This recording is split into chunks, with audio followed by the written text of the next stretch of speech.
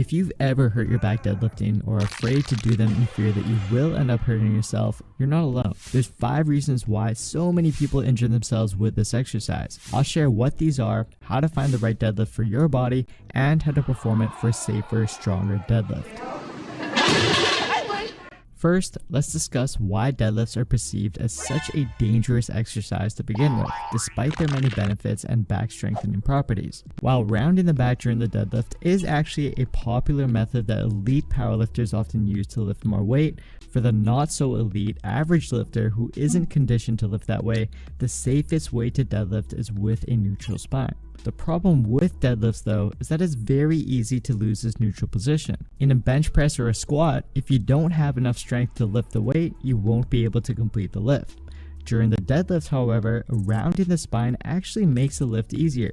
And given that you're not actively looking at your spine in the mirror, it makes it very easy to do this without you even realizing it. Combine this with a heavy load, the lack of back and core strength to support your spine in this position, your back can eventually wear out and lead to injury. This is further complicated by the fact that the structure of some people's hip bones makes it virtually impossible to maintain a neutral spine with traditional deadlift form. So what can we do about it? Well, today I brought in world-renowned back pain expert Dr. Stuart McGill, who has studied the science of back pain for over 30 years. He's also personally trained and recovered elite level athletes, some of which have deadlifted over 1,000 pounds. Together we'll dive into the 5 causes of back injury during deadlifts and how you can avoid them.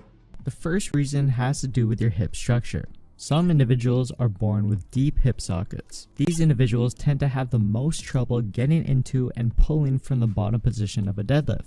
When descending into the deadlift, if the foot stance is too narrow, you can see how in this particular person, you will get a mechanical collision between the top of the hip socket and the leg bone. And that creates FAI, or femoral acetabular impingement. So in this case, if they try to get deeper than their hip anatomy allows, they'll feel a pinching sensation in their hips that stops them from getting any deeper without.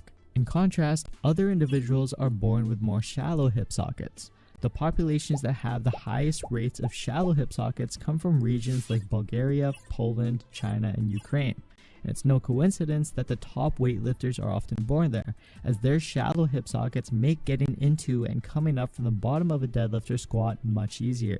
Now, this doesn't mean that those with deep hip sockets shouldn't deadlift. The solution would be to widen out the stance with this particular anatomy, and you can see you can descend much deeper. Now, to find the perfect foot stance for you and your hips, there is a simple 2-part test that we can do. One of the best tests to link anatomy and deadlift style is the pelvic rock back. So I'm going to set my knees on the floor fairly narrow, and then I'm going to adopt an all-4 position, and I'm checking in the mirror to see the curve of my back. I'm going to have my feet the same width as my knees, and as I rock back, I can now feel the collision in my hip. And if I go any further and check that in the mirror, I can see now that I'm stressing my back. So the solution, I'm going to try and find a more stress-free position. I've now widened out my knees and my feet, and I find spine neutral and rock back, and there all of a sudden I'm matching my anatomy and finding a much lower descent possible in the deadlift.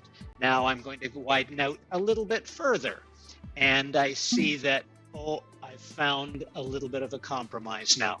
So my optimal position is somewhere in the middle. Now the key is to translate that information onto the platform.